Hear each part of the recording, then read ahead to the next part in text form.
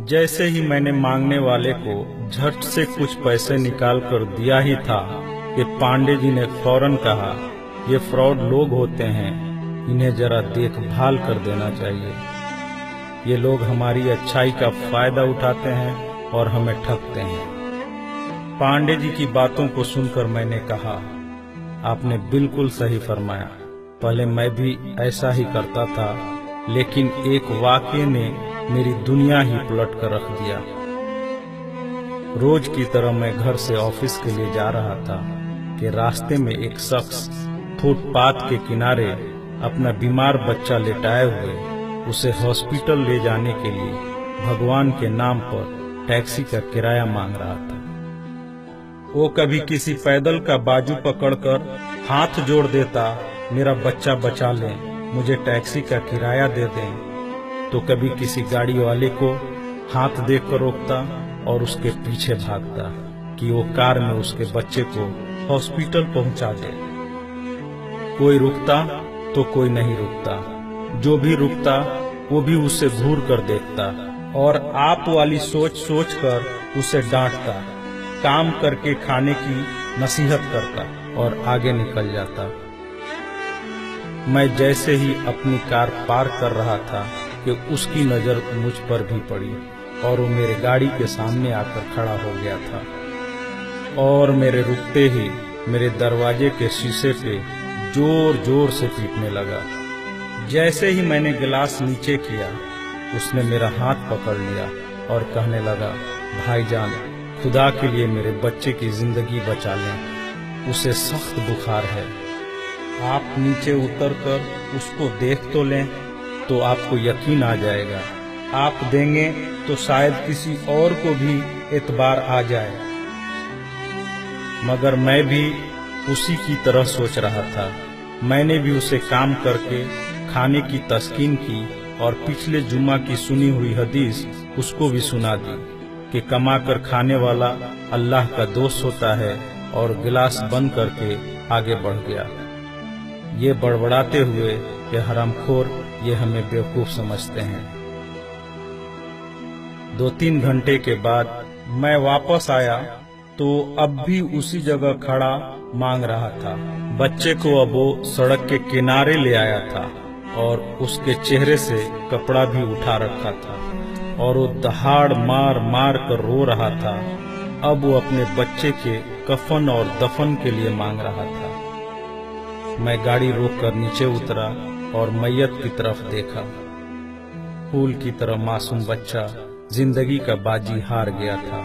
मेरे रोंगटे खड़े हो गए। मैंने जेब में जो कुछ भी था जेब से निकालकर बेगर देखे उसके तरफ फेंका। उससे पहले कि उसका बाप मुझे देखे, मैं उस तेजी से वहां से निकला मानो दुनिया की सारी बलाएं मेरे पीछे लग गई हों। मैं ऑफिस पहुंचा तो मेरा बुरा हाल था, ऐसा कि जैसे मुझे बुखार जकड़ने लगा हो। मेरा काम में मन नहीं लग रहा था। मैंने उस दिन की सारी मीटिंग को कैंसिल कर दिया। मैं भी उसी बच्चे की तरह एड़िया रगड़ रगड़ कर मरना चाहता था। 2-3 दिन के बाद बुखार को तो आराम आ गया, लेकिन मैं जहनी मरीज बन गया था। मुझे लगता था कि मेरी उसी सोच से वो बच्चा मर गया। कुछ दिन गुजरे, मैं ऑफिस में स्टाफ से बात कर रहा था। तब तक रिसेप्शन से आवाज आई, सर आपसे कोई मिलना चाहता है। मैंने पलट कर देखा, सामने उस मरे हुए बच्चे के बाप को देखकर मुझे चक्कर आ गया और मैं पत्थर का बुत बने उसे देख रहा था। तभी उसने अपने जेब में हाथ डालकर कुछ पैसे निकाले और मेरा शुक्रिया अदा करके कहने लगा कि आपके पैसे बड़ी बरकत वाले थे। शायद आपके खुलूस की बरकत थी कि मेरे बहुत सारे काम हो गए। सारे खर्चे के बाद कुछ पैसे बच गए और उनमें से कुछ पैसे मैंने उधार लेकर डाले हैं। ये आप कबूल कर लीजिए, बाकी मैं आपको जल्द ही वापस कर दूंगा। मैंने पैसे वापस लेने से सख्ती से इनकार कर दिया और मिन्नत करके उसे पैसे रखने को राजी कर लिया। और जैसे ही वो जाने लगा, मैंने उसे रोका और अपनी कंपनी में काम करने के लिए पूछा।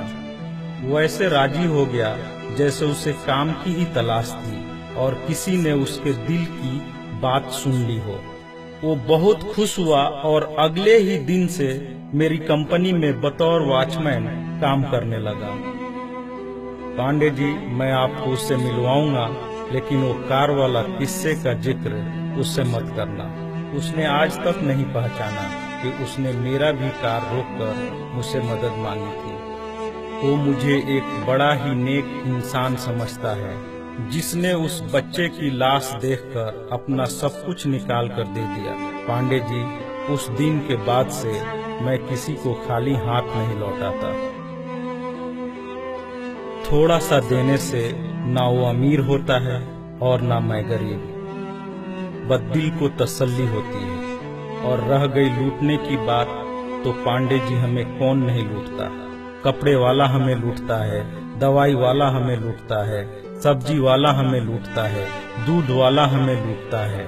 इतना सा लूटने के बाद अगर कोई हमें खुदा के नाम पे लूट ले, तो शायद मरने के बाद खुदा हमारे गुनाहों को माफ कर दे कि ये बंदा मेरे खातिर मेरे नाम पे लूटता रहा, और शायद हमारी गुनाह बख्श दे।